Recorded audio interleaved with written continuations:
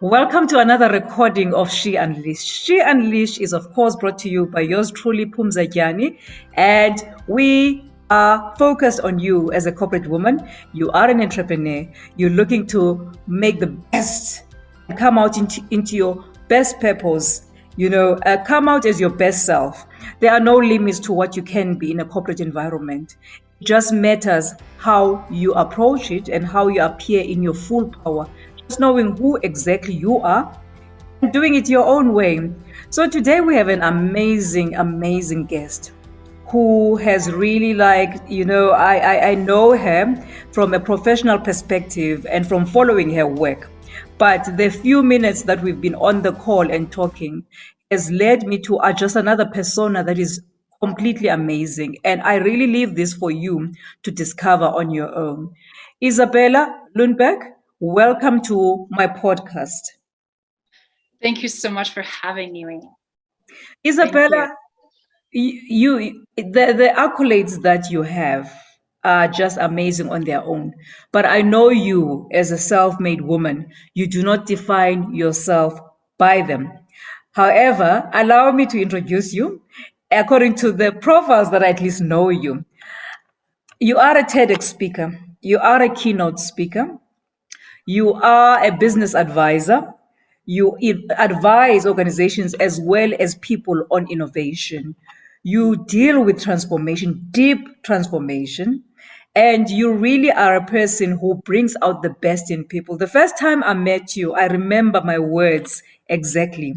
I said, you are someone who is audacious. You are just that woman who knows where she's going and she will go for it. She will not go for it just, for the sake of going for it. She will go for it and excel. Tell me, who is Izabela? Pumzma, it's great to see you here and so much again to be part of your show. And thank you again for such a great thought-provoking question and wonderful introduction. Obviously, yes, accomplishments is something that we acquire over a period of time, but before they even start coming, always starts within us, right? Who are we? And starts on that original foundation from early on. How do we get raised? Who was our family? What was important to us? What values are being installed in us? I was very lucky that I had a phenomenal spiritual mother and grandmother, as well as my father. I had a very strong connection relationship with my father and my grandmother, I'm sorry.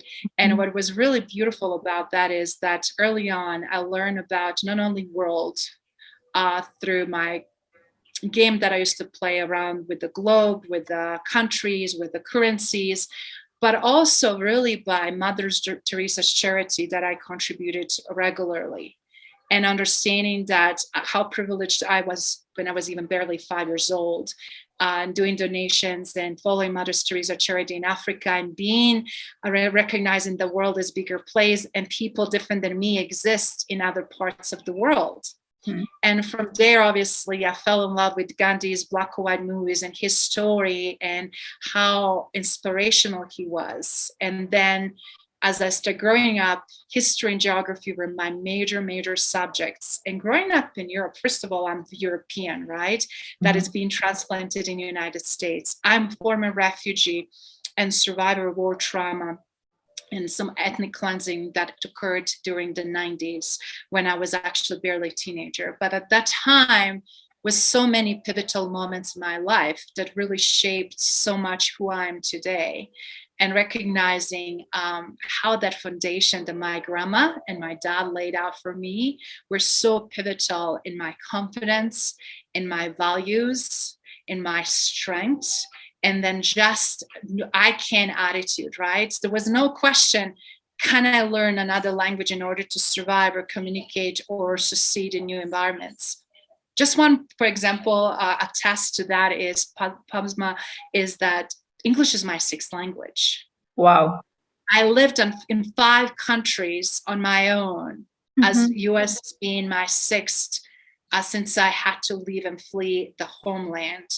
And when I lost everything, including my loving father and a lot of friends and family. moments like those would not be possible to survive and push you to thrive again if you did not start working on yourself early on, and if you did not have a good sense of self-respect, self-love, self-awareness.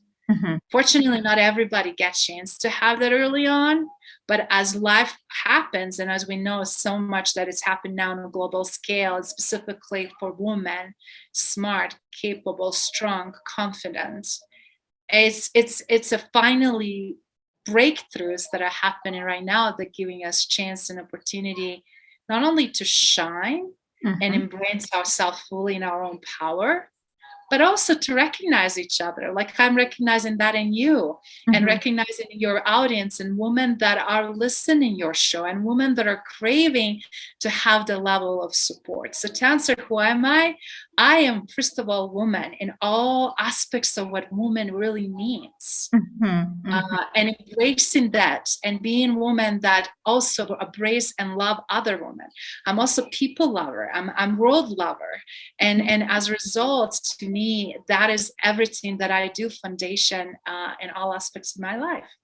Wow, that is a mouthful. It gives me a perspective to your background. How do people receive you with all this confidence that you ooze? Especially maybe the male species, with all this confidence, I'm sure you do get a lot of rejection with that. I have to say, it took me so long to really understand. I thought, because it's okay, United States of America, when I migrated, when I came as a refugee, first of all, I was like, okay, now I'm in the world, but every nation, every country is being represented. So all of us on equal footing. And this is going to be an amazing opportunity. Now I'm like, whole world together, a world that I absolutely loved when I was a little kid. But then I realized how far from true that was. Yes, I'm Caucasian, but yes, I did learn the language. Yes, I finished again my education year and then my master's program. And I did everything to assimilate and adopt and learn. But I also realized how so much different cultures, even within organizations, are, how much different politics are playing, how much nuances is to learn, and how challenging it honestly can be. Specifically in my situation, you're told, you're too tall, Izabela, or you're too European, or whatever it might be, and there was these really different assumptions, and depending who you would have, I quickly recognized less confident bosses, less confident leadership, and the 99% decision makers were men. There will be more oppression, more boxing, and more issues that don't have nothing to do with me in selection of who gets promoted, who gets certain project, who gets to do X, Y, and Z. And before you know, you start really seeing that not necessarily anymore competence is being valued, not anymore the kindness and compassion and ethical leadership is being valued. As well as that feminine, beautiful energy that is not sexual, that is not controversial, that is not bitchy, yet that is empowering and in its own strength there.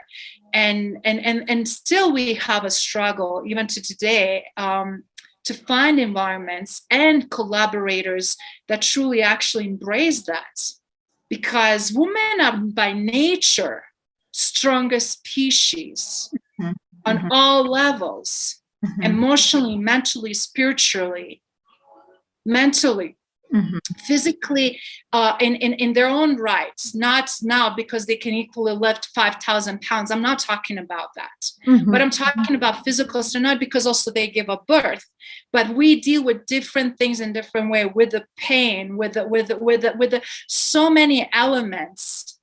And we don't need to be toned down. Our strength should not be intimidating. Our strength should not be painful. Should be just embraced and finally accepted, as we're accepting certain sides of males. The only way we can fully accept what is natural state and condition and capacity and capability, then we have something obviously then to work with, right? But as soon we always, or to continue to deny it's what we have. We have a clashes, we have a ego tripping, we have a discrimination, we have a boxing, we have a sabotage, and we have all those negative, painful, harsh conditions. And then on top of it, we also have a conflict between women to women. Absolutely. Which is unfortunate. I was just talking with someone recently, Statistica said I still have often, I would say, more support by male that are awakened, that are well-developed, that are secure, that are confident. And ironically, some of my best friends in their 60s and 70s, the greatest mentor, the greatest colleagues, the greatest retirees or partners or whatever might be the scenario. And you know why? Because they always say, Izabela, we don't have nothing anymore else to prove. All of this is proving. And I said, why do you keep so desperately proving? Because we feel like we will be distinct or you guys will take over. And I'm always laugh about it. It's not about who is taking over. It's not about who is going to conquer, because it's very typical male approach, but it's about actually working together and collaborating, right? Tell me, Izabela, part of what your personality and background is actually showing up because of what you have gone through. You said you went through a time where there were war crimes and there was genocide, and you would actually expect that some aspects of your strong personality would have been suppressed. And we dealt with a different Izabela that just wants to barely, fit into the structure of America and so on, the US.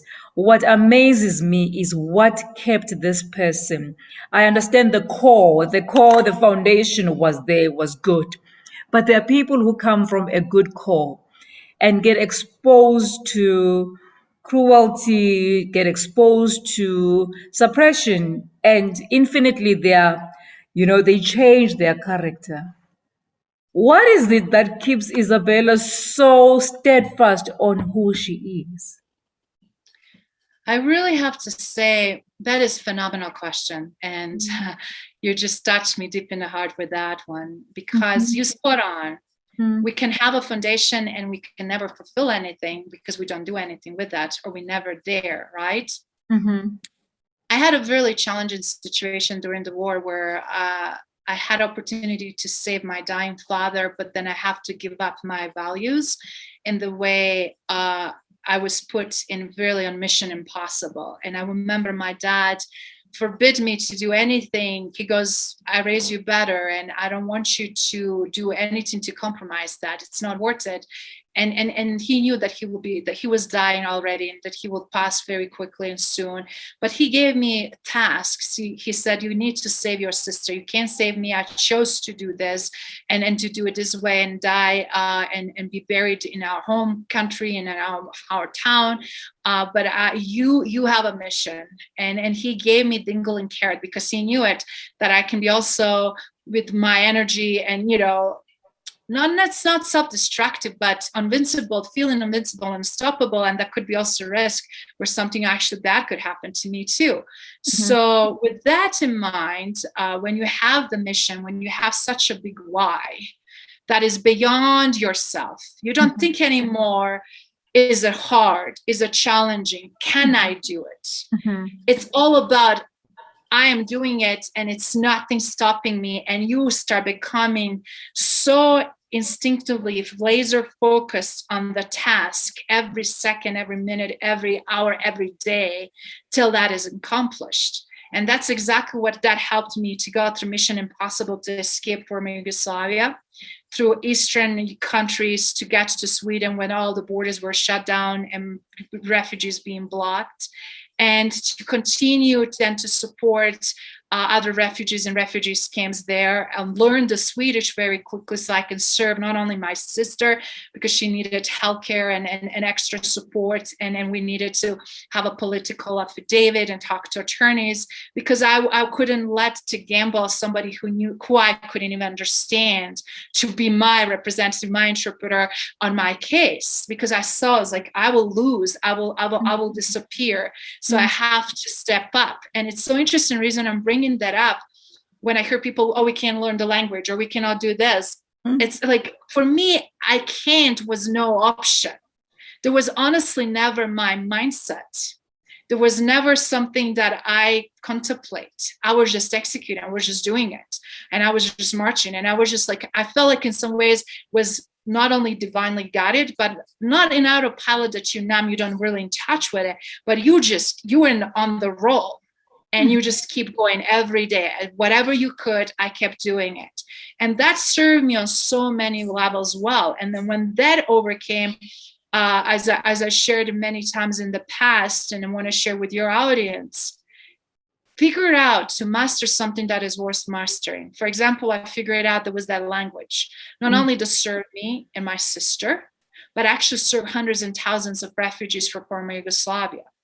I was used in social services, legal settings, and healthcare settings, in refugee camp settings, media, everything else. And I didn't even know the power and how powerful and impactful that was till later on I was told, and how much created not only trust, the comfort, but also support.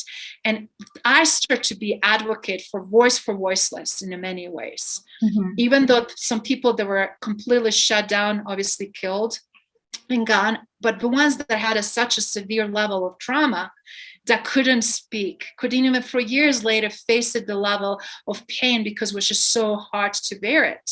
Everybody responds differently, right? Mm-hmm. So I start to be that person for them. And it's so interesting. There was just this natural tendency, nurturing tendency that I had, and caring tendency, because as I said, I'm first and foremost a nurturing woman and caring woman and loving woman, right?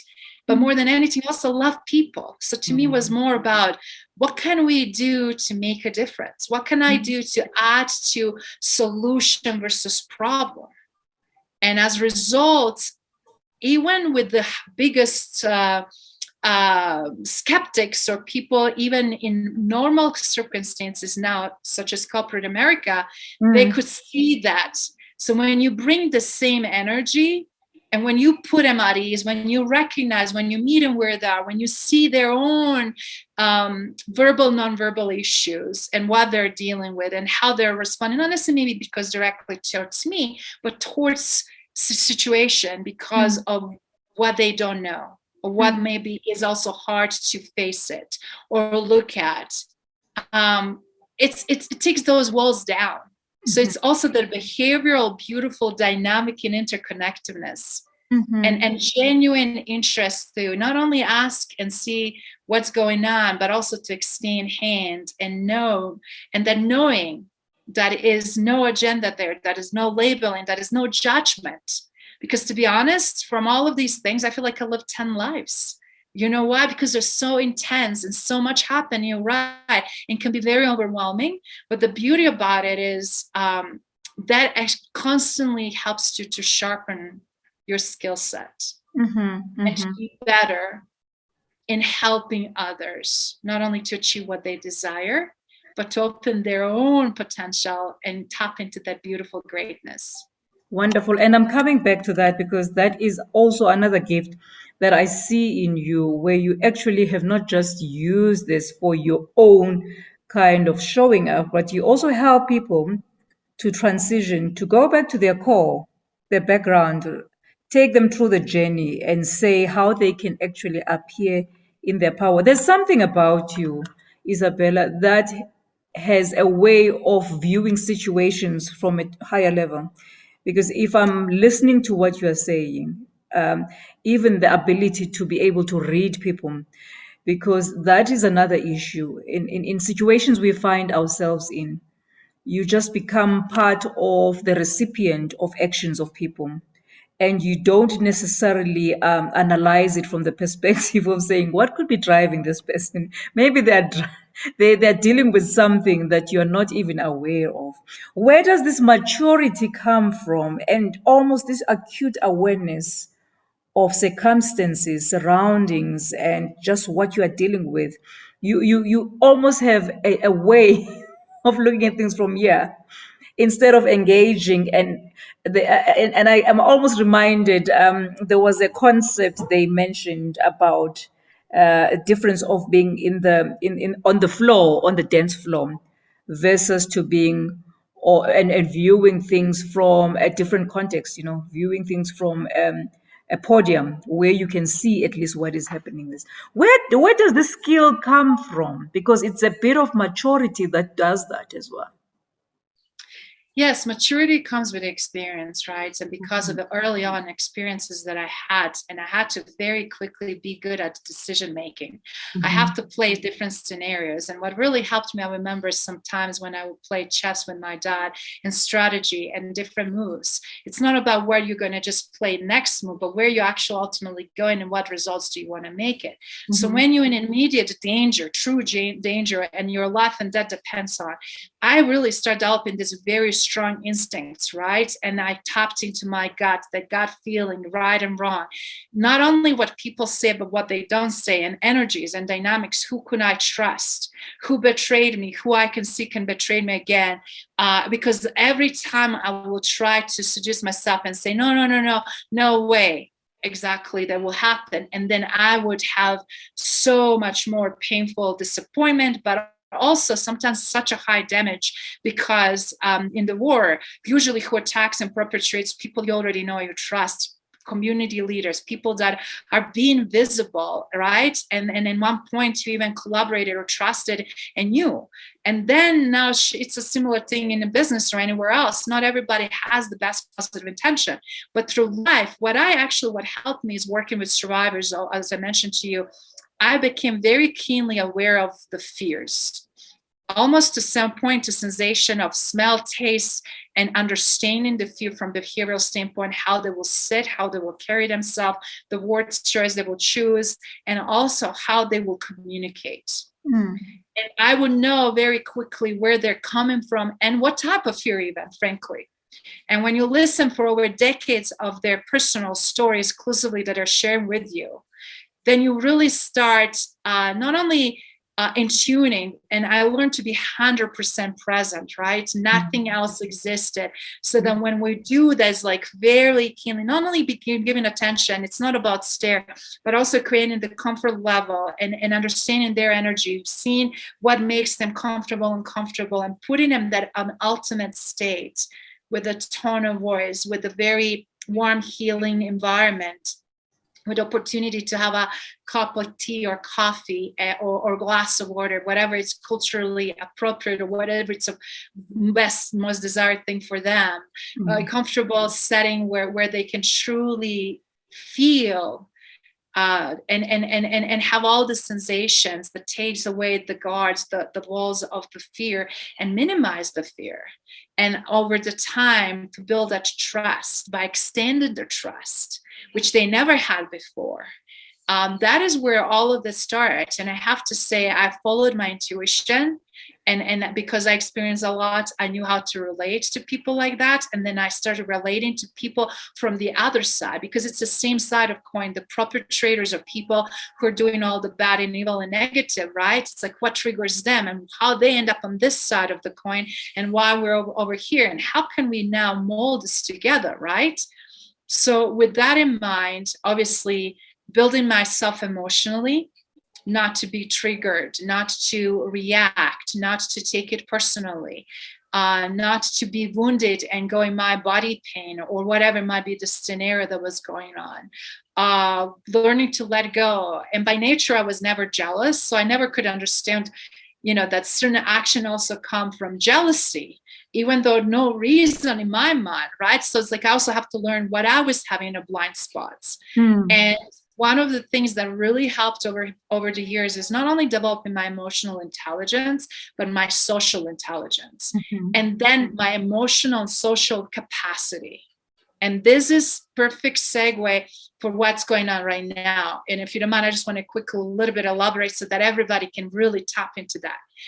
Emotional intelligence is what's going on with us internally. Social intelligence is what's going on outside, like watching your body language, watching your contact, looking at you, feeling also are you with me? Am I lost you? Are you present, etc. Right? That is socially helping me to gauge you, right?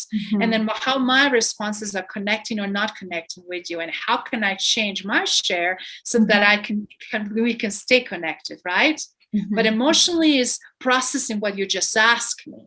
And then my choice, how do I react, right? I could also react negatively. I could do many different things. So when you have those two, it's not enough just having them. And only way we can actually build the capacity by being vulnerable, putting ourselves out there. And that is where all this comes in. You can't be a mature leader and impactful and influential if you're not allowed in vulnerability, because nobody is perfect. But also, if you're not putting yourself on daily basis out, of course, for smart things, but consistently. So people know, like, you're consistently showing up and doing great podcasts, like you're sharing your own voice, but you sharing also the value. You have criteria what that value looks like, right? So people know now what to expect. And those are the threads that really constantly are showing and pointing out not only what's important to you, but also how much you're aware of what's important to other people around you. And you've said you nailed it. It's the vulnerability, because with audacity, there's an assumption that it's an inherent thing. And there is no understanding that you also build the capacity, because exactly by putting yourself out there every day, you also open yourself to a lot of critique. So it tests you a lot. And exactly what you said, that you had to learn how to I not get triggered, especially when you put yourself out there in the public space. So audacity does come with its risks. And you've mentioned it, and you indicated as well that you have to build the capacity, because putting yourself out there means you need to be ready for the responses. You need to also be comfortable in your skin to know what you will take and what you will not take. You said something before we went on live, and I was so excited by it, because it spoke to the core of what I wish we could develop as women more. Where you said, I'm tired of being judged. I'm tired of being boxed, and I'm tired of all of these things the world wants me to be. And I've gotten to a point where I will show up the way I am. Where did this come from? You are such a great listener and a great question again. I love it. After so many years, right? Because as they say, when you deal with the executives, when you deal with the leaders, when you deal with decision maker, always you have to read the room. Just how you insert yourself, how you show up, how you received, how you perceived, how you look like, how you talk, what is your executive presence. I mean, all elements are good and fine, but just insanely polarizing woman and showing and putting such a spotlight and looking for every little nuances of what's maybe wrong and what's missing. But we became society, instead of focusing on strengths and beauty and great stuff that is already there. Even if I did 99.99% everything right, and then 0.1%, it's minuscule or something, not it's necessarily that's even wrong, but just slightly missing. Like I had a situation. English is my sixth language. Yes, it's easy to make mistakes in English or misspell the word, because I always had a struggle with words that sound the same but mean different things, or whatever. Or sometimes you use, something to send on the phone, and then autocorrect changes, even though it's a different word, and everybody knows, but autocorrect did it before you send it, and you're like, oops, I send it. What should I do now, right? But you have people that they are so focused on what's wrong, and they will overshadow everything that is done right. And by all means, I am the one, provide me the feedback. I want to be better every single day than previous version of previous day of myself. I don't compete with anybody else. But it's a way and tone and how you deliver.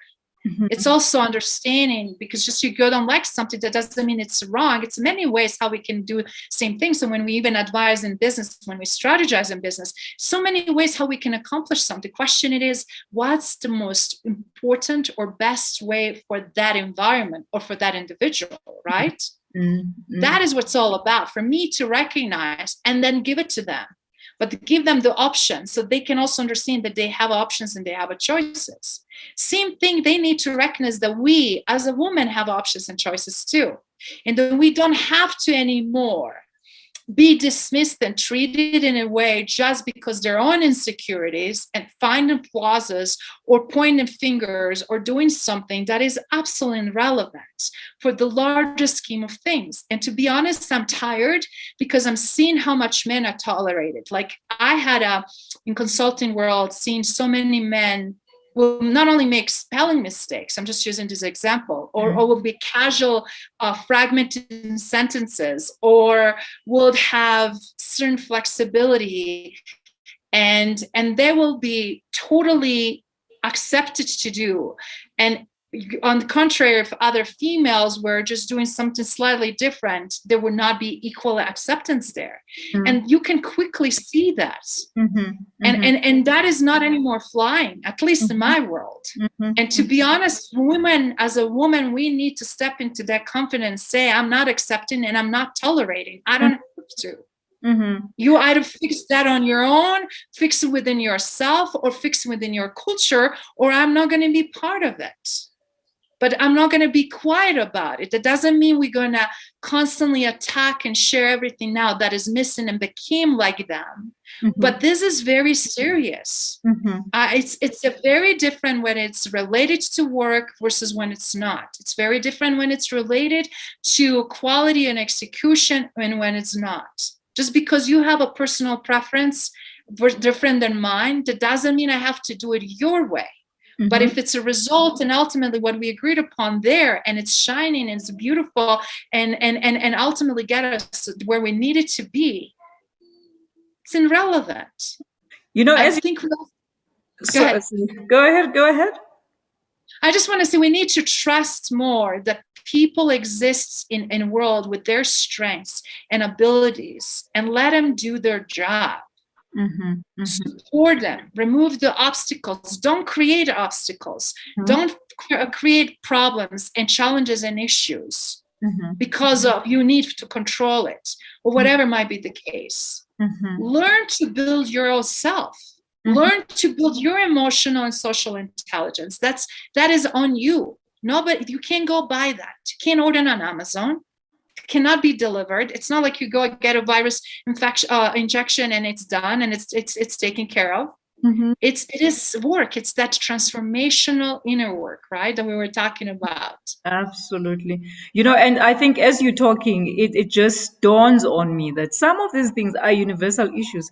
Exactly what you're saying, that you would almost feel as a woman, you think it's something that is unique to you as you're experiencing it. And I think as you're giving examples of saying there may be a preference, you know, a male counterpart does the same mistakes and it's most like accepted, it's viewed, is responded to in a different way to how it would have been received to you.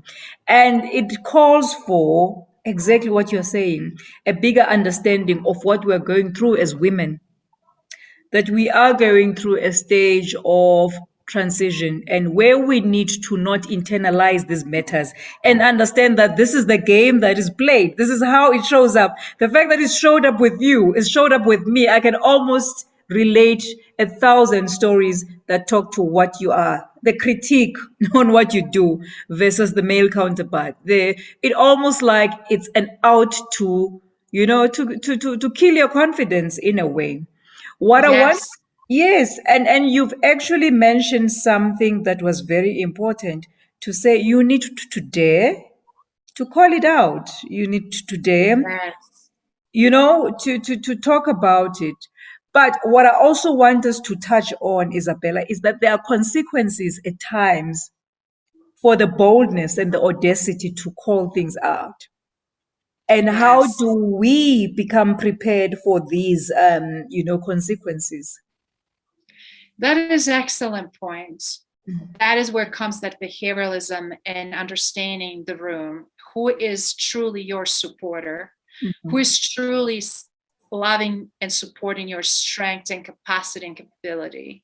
How do you fit with an organization, either externally as an advisor or consultant or coach, or internally as an employee and as a contributor to the team? And then also the tone, delivery, right? Everything has its own time and place. But what we tolerate and choose to tolerate is going to persist. And the key is now, what do we do to really work on that? How do we share with others? It is extremely important. And I have to say, having those internal, and sometimes needs only one or two people, and then builds and extends further, that really can make the difference. So with that in mind, I will highly recommend, if it's something small, you don't have to go to the boss and then do three-way conversation or whatever might be the case. If it's just something for a colleague that is like a joke that you didn't feel really good about it, or comment that you didn't understood, ask for clarification. I always start with no assumption. Okay, do you mind telling me what you mean with that? Because I'm not sure. I did not grab here, and I'm not sure what that means. Or I'm sorry, I don't know how this fits in this context. I always start with questions. I always start to seek to understand. Where can I understand somebody's just dumb and just say, oh, I was just joking. And I was like, do you realize that might be a little bit inappropriate or perceived inappropriate? And then it's like, oh, I really didn't know. I really was dumb by saying that. I'm sorry. So then you have something beautiful. You address it in a moment, you address it in a healthy way with no drama, and you can move on. But you also have a scenarios when you see consistent pattern in behavior, like taking credit for your work, or not including you in all the calls, and all of a sudden you're not getting all the emails, or you're missing certain tasks and then later on being blamed for, or whatever. I mean, there's so many different ways how we see evidence when we're not fully embraced, right? As an individual, as a professional. Then you have a different avenues to go about it. But I will always start with questions, and just to say, hey, Mary, I'm not sure what happened, but I don't think I received last report or correspondence. Do you mind forwarding it to me? Please make sure that I'm on the list. 2 weeks later, things still not happening, or a week later, then we know that is either intentional or whatever else might be going on. Then we may need to escalate situation. Sometimes situation escalates right away. Again, we need to read the room. Are we able to de-escalate and then address it? Or whatever we're going to do is going to just flame it up and then create another explosion. So again, comes back to, what is our desired outcome? And as women, we're so intuitively smart and clever that we can actually know, is the timing for that right now, or is it not? And 99%, it's nothing about us. It's not about us at all, right? And when we don't make it about us, then I can say, hey, Mary, I feel, you don't have to internalize anybody's emotions, but hey, Mary, is it something I can give you a hand with? Is it something that is a good maybe time to take a little break or pause, or whatever might be the scenario? And sometimes also, let's go take a quick break or have a lunch, and then maybe discuss this after lunch. Being that wiser, smarter person, and insert ourselves like that as a pacifist, as a collaborator, as an intentional supporter, as a smart, wise woman that we are, then it's a completely game change, because now they know our intentions. We're not there to blame them or create a drama. We're there to support them. Izabela, this talk could go on forever and ever, because I just gain so much wisdom in every sentence you actually utter. It almost feels like it's not been 30 minutes, but it has gone over the time. And I definitely would like to really extend an invitation to, in future, unbundle this conversation, because it is a deep conversation. And I think we have many conversations as ladies, but to actually get to this level, the normal behavior, How do we navigate our way around that behavior? Because all of the traits you talk about are things that we all have experienced. It's just that we don't even know how to articulate them because sometimes they are embarrassing. You feel like you're being excluded because this has happened and so on and so, and you've managed to break it down so well. Maybe before we leave, I would like you to talk about the book, what is Okay. included in the book, because I would like for all our listeners to really get the book, because that really, it sums up most of the things and the character traits that you talk about, the capacity you have for reading the room, for reading the people, and especially the people you've journeyed through and helped along the way. Talk to me about the book and what they can expect to get out of the book. Thank you so much for asking the quick question. The World Messenger from Fear to Greatness, Business, Sports, and Life Lessons was created by interviewing professional, established business leaders in the world, Olympians, coaches, and to give perspective from business, sports, and obviously life. And my personal story is being threaded through it. And it's also coming from perspective of men, how they're experiencing fear and how they had to break through all of this in order to get to their greatness, which means ultimate the best version of ourselves, right? And the growth and transformation and challenges and obstacles, and it's very real and raw. So after every chapter, it's also 2-3 questions for contemplation and to really reflect and follow that journey within yourself. So by the time you read the book, that is actually very quick and easy to read, but also gives you reminders so you can see where you can really improve or what can you maybe change so that you can change the script. Because it's so easy to be in that victim mentality. It's so easy to be stuck, feel helpless, that we cannot do anything. But when you go through that transformation, that book forces you in that transformation, forces you thinking deeper, to be in touch with everything that is coming up, and then to really figure out your new why and to rediscover your dreams. Because all of us had a dreams at the beginning, but now as adults, we need to reconnect with them and rediscover them by discovering ourselves, the new version of ourselves, more as mature, more older, more seasoned, more crystallized what's important, right? And then as a result, then come up with that. What is the now why? Why should I be unstoppable, invincible, and show up no matter how painful and hard it is? And then on the end, truly is all about a legacy. You have phenomenal legacy just about yourself, where you grew up, what you represent in your culture, the voice you have, the platform that you share, the reach you're having. You see, the compound and effect by creating value and content for everybody else that creates this beautiful ripple in effects. And years to come, also other ventures and other things you're going to accomplish. So always matters why I'm here. Am I living with the purpose? And ultimately what that purpose is for and for whom, which is that lasting legacy. Is my parents going to be proud of me? Are my great-grandchildren one day going to be remembering me with pride?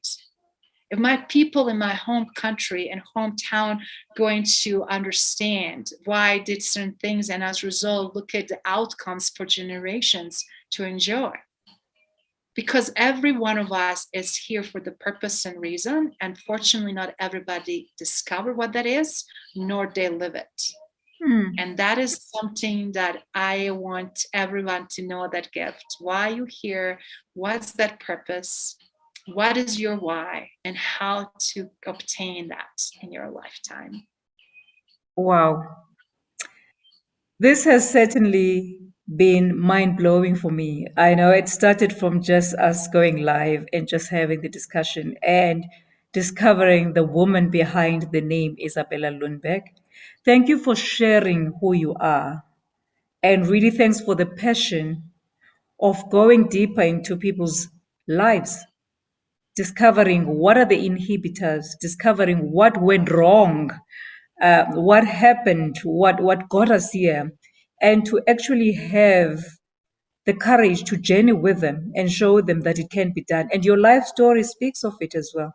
For you to have gone through what you've gone through and to choose, because it is a decision, the choice of courage is exactly what you said. You wake up every day, you make a decision that you will do something that will take you a step further. And that is absolute courage. I really thank you and I honor the soul, the spirit that you are, Izabela. You're amazing and you give women really a good name. You really are one of those women who we can look up to and say, I have this in me, because everyone has a purpose. It is about those bold decisions, and I think you've broken it down. I don't know what to say. I'm just in awe of everything I've just discovered in this hour. And I really want to honor you and say you are doing amazing. And as a sister, I recognize you, I acknowledge you, and I really value you. Thank you so much for taking the time to be with us today. Absolutely, it was a pleasure, and thank you for inviting me. I'm honored to be part of your community network and supporting other beautiful women across the world.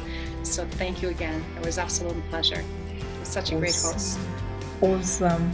There you have it to our listeners. This was one story that just wants you to reflect, to gain more knowledge about Izabela and the lady that she is in. She is available on LinkedIn. Where else are you available on social media, Izabela? Where can they find you? Facebook, fan page, Twitter, Instagram, and then also, of course, my website. So people can find me anywhere they like. But LinkedIn is preferable because I'm sure people want to connect professionally and figure out ways how can I support them. So I'm there for you. Absolutely. And this dose of energy is almost available every day because she does give herself, she gives of herself almost daily. The lessons, the encouragement is there on LinkedIn. You can follow her on LinkedIn. But above all, the book has it all. It has everything and all the pearls of wisdom that she has shared. If this is the year for you, and this 2020, 2021, have been foundational. They've been about seed sowing. They've been about doing the work that she was talking about. This is your opportunity to reflect, do the work, and really come out in your power. Thank you very much for taking your time out to hear us out, to listen to us. And by all means, do reach out to Izabela and do also get her book. The book is called The World Messenger. Thank you very much.